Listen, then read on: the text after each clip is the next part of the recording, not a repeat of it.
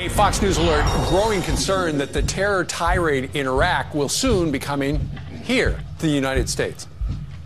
The seeds of 9/11s are being planted all over Iraq and Syria. You don't have to believe me. This is what they're telling you they're going to do. I am concerned, and I think all Americans should be concerned. I guarantee you this is a problem that we will have to face. And we're either going to face it in New York City or we're going to face it here. Well, that is pretty scary. With more on the threat, Peter Johnson Jr. joins us live. Yeah, good morning, Steve. And I think all we have to do is look at the words of Colonel Kenneth King, who's the former commander at Camp Bucca prison in Iraq. Let's see his experience. And that's the fear coming to a city, including New York, as a result of what they're doing. It's important to understand who al-Baghdadi is.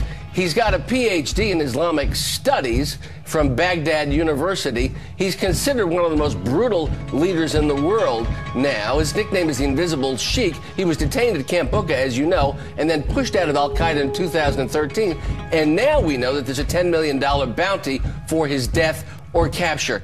Eerily similar and perceived by many of the al-Qaeda and former al-Qaeda forces, including the people at ISIS, as the logical successor to Osama bin Laden. And a lot of foreign policy experts are saying that the similarities are too eerie and too disturbing in terms of the way that Afghanistan was going in the 1990s to the way that Iraq is now proceeding in 2014. We only have to look at the radio address that al-Baghdadi gave last January. This is disturbing. He said, "Our last message is to the Americans. Soon we will be in direct confrontation, and the sons of Islam have prepared for such a day. So watch, for we are with you watching." It's all scary about this. So that's the guy who's running ISIS right now. This is the same guy we had in prison, and now and let him loose. And released, and allegedly made a threat at the time that he left Camp Bucca. Then we need to be on the defensive and the offensive to ensure safety in our cities. It's a continuing battle in this war on terror. We are also learning more about the leader of this terror group, a man described as the new bin Laden, the heir to bin Laden. It turns out he had been in U.S. custody until 2009 over in Iraq, when he was then handed over to the Iraqi government as part of our troop drawdown. And then he was released. Now he has led this effort to create an Islamic caliphate, a nation state ruled by harsh, radical Islamic law, and dedicated to killing, quote, non-believers and spreading its power as far as it can. Ken King is the former commander of the prison where that man was held until his release in 2009. Ken, thank you so much for being here. The most disgusting, vile terror group we've seen in recent history. Well, Jeff, the group's mysterious leader is a man known as Abu Bakr al-Baghdadi. He is so elusive that we only have a couple of grainy photographs of him. But al-Baghdadi now commands several thousand men in Iraq and Syria, where he's trying to set up a state based on Islamic law. Al-Baghdadi is so feared that some people have dubbed him the new Osama bin Laden, and the US government has placed a $10 million bounty on his head. And here we go again. Every few years, the US government props up a new boogeyman for the masses to fear. And so the latest corporate mainstream media, terrorist propaganda, deception is in full swing. And this time it is in the form of a group called ISIS, which of course has deep occult meaning. What we are seeing here is another psychological operation being thrust on the masses to instill fear and tug at the heartstrings of every individual still stuck in the corporate, elite, government-owned mainstream media paradigm. As we have seen in the past, the shadow government, elite, and mainstream media is able to propagate blatant lies and propaganda in order to create a fictional villain and enemy of America in order to achieve their New World Order agenda. Time and time again, over the past decade, the so-called terrorist group known as Al-Qaeda has been proven to be a creation of the CIA and continues to this day to be operated by the same forces. They have proven to be nothing but fictional boogeymen, along with Osama bin Laden, aka CIA asset Tim Osman.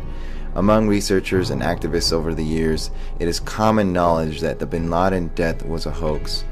The mere fact that the US government has never provided any evidence whatsoever proving his death should speak volumes as to the legitimacy of the Great War on Terror and the idea of terrorists in general, and also 9/11. Bin Laden and Al-Qaeda is a fictional villain in the game of war by deception, and so is this new group called ISIS, and its leader, Abu Bakr al-Baghdadi. This so-called extremist group will likely be the scapegoat in the future false flag operation that will lead to another war. As we can see, the next 9/11 false flag fear-mongering is in full swing, and the usual culprits pushing this fear campaign is present as well.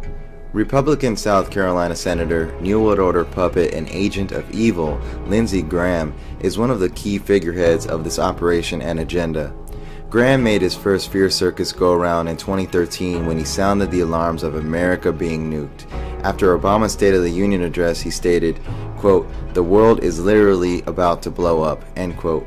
He was then used to push the fear propaganda for the Syria operation that was no doubt meant to start World War III.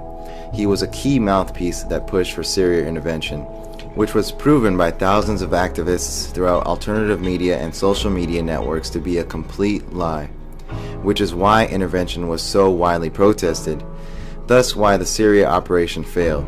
Graham publicly stated, quote, "The United States could suffer a nuclear attack if it did not contain Syria's chemical weapons program," end quote. And, quote, "I believe that if we get Syria wrong within 6 months, and you can quote me on this, there will be a war between Iran and Israel over their nuclear program," end quote. And last but not least, Graham told a crowd in South Carolina, quote, "My fear is that it won't come to America on top of a missile, it'll come in the belly of a ship in the Charleston or New York harbor," end quote. And now he is at it again for their ISIS-Iraq operation. They use the same old puppet mouthpieces because they know the masses will not be paying attention or care. The next 9/11 is coming from here. That's a very serious. That's what they say, and I agree with them. You think that we could have another? Oh, I think it's inevitable. He told me and the soldiers that were around me, "I'll see you in New York." That is just chilling. This man, Abu Bakr al-Baghdadi, has his eye on New York and his intentions are evil. I'll see you guys in New York.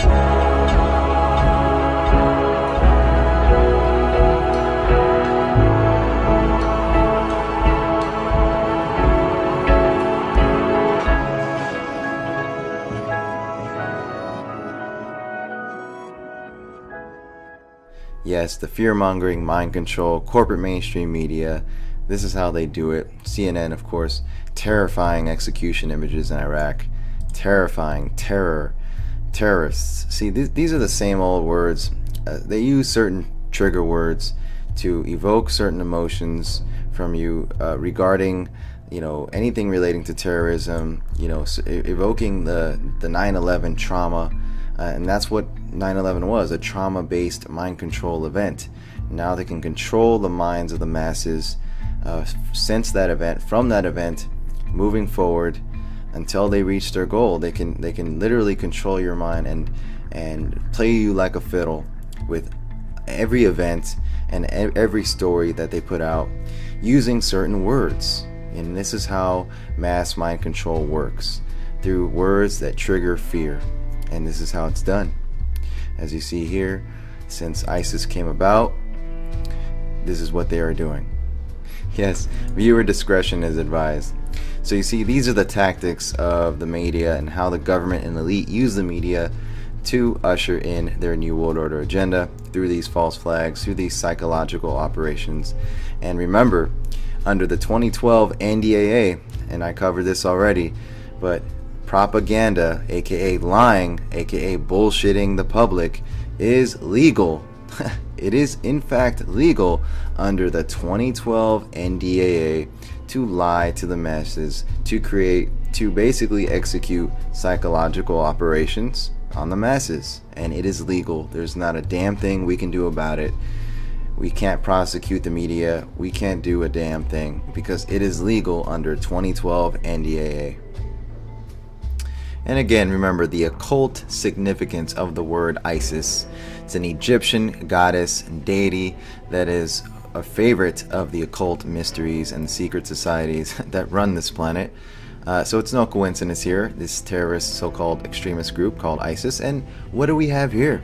Is it also merely a coincidence, merely coincidental, that there's a contractor, U.S. government, called ISIS? Yes, no coincidence, I'm sure. ISIS provides worldwide security, intelligence, technology, and training to government and private enterprises. Our Washington, D.C. office is located in Ronald Reagan Building. We are dedicated to supporting our national defense and security departments, as well as government contractors and private business, with mission and critical services performed by highly skilled experts in their fields. Interesting. U.S. Armed Forces, U.S. government, and prime contractors on the ground in such strategic environments as the Middle East. See our locations map at the bottom. Multinational forces, Iraq, theater-wide security services. Interesting choice word. Theater-wide. Department of Defense, DOD. Anything else in Iraq? Sure. Iraqi voting legislature. Personal protective services, Iraq Coalition for Peace. Client, contract, supported organization. As you can see, now you know who is really ISIS, who is really behind ISIS and this entire operation.